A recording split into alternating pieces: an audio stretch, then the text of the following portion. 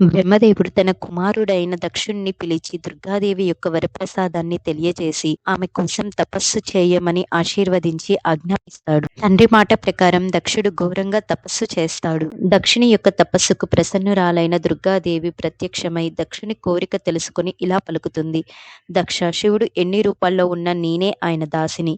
నీవు కోరినట్లే నేను నీ కుమార్తెగా జన్మిస్తాను. కాని ఒక్క ఆజ్ఞ: ఏనాడైతే నువ్వు నా యందు ఆదరాన్ని కోల్పోతావో ఆనాడే నేను నా దేహత్యాగం చేసి స్వస్వరూపంలో ఉంటాను, లేదా మరో దేహాన్ని ధరిస్తాను. ఆ విధంగా దక్ష ప్రజాపతిని అనుగ్రహించిన దుర్గాదేవి అంతర్ధానమైపోతుంది. లోకమాత తన కూతురుగా జన్మించబోతోందన్న ఆనందంతో తన ఆశ్రమాన్ని చేరుకుంటాడు దక్షుడు. ఆ తర్వాత ప్రజాపతి అయిన దక్షుడు అనేక విధాలైన మానసిక సృష్టిని చేస్తాడు. ఆ సృష్టిలో ఏ విధమైన అభివృద్ధి లేకపోవడాన్ని గమనించి తన తండ్రి అయిన బ్రహ్మ దగ్గరకు వెళ్లి తన సంతానం వృద్ధి పొందే ఉపాయం చెప్పమని కోరుతాడు. ఆ మాటలను విన్న బ్రహ్మదేవుడు పంచజన ప్రజాపతికి అసిక్ని అనే అందమైన కూతురుంది, ఆమెను భార్యగా స్వీకరించు, ఆమె ద్వారా ఈ సృష్టిని విస్తారంగా చేయగలవు అని చెప్తాడు.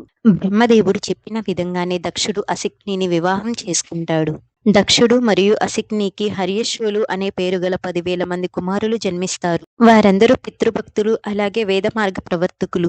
దక్షుడు వారందరినీ సంతానాన్ని కనమని చెప్పగానే వారు తపస్సు కోసం పశ్చిమ దిక్కుకు వెళ్తారు. అక్కడ దివ్యమైన సింధు నది సాగర సంగమం చేసే చోట నారాయణ సరస్సు అనే గొప్ప తీర్థం ఉంది. ఆ తీర్థ జలాల్లో స్నానం చేసి తపస్సును కొనసాగిస్తారు. వారి తపస్సు గురించి తెలుసుకున్న నారదుడు వారి దగ్గరికి వచ్చి ఈ విధంగా చెప్తాడు: ఓ దక్షపుత్రులారా, భూమి యొక్క ఆద్యంతాలను, విస్తీర్ణాన్ని తెలుసుకోకుండానే సృష్టి కార్యానికి ఎలా సిద్ధపడతారు? శాస్త్రం తండ్రి వంటిది. అట్టి శాస్త్రాన్ని అధ్యయనం చేయకుండానే త్రిగుణాలను నమ్ముకొని సృష్టి కార్యానికి ఎలా పూనుకున్నారు?